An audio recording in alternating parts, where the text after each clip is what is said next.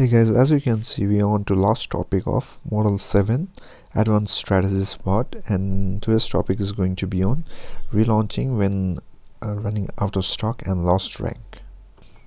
So guys, when you run out of stock for your products, then you don't have to make things complicated.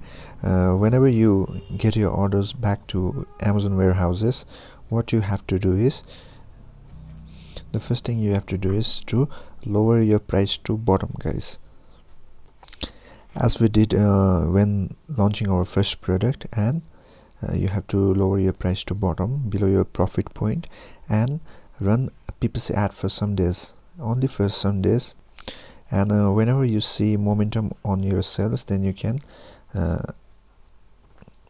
pause PPC ad and higher your price, guys.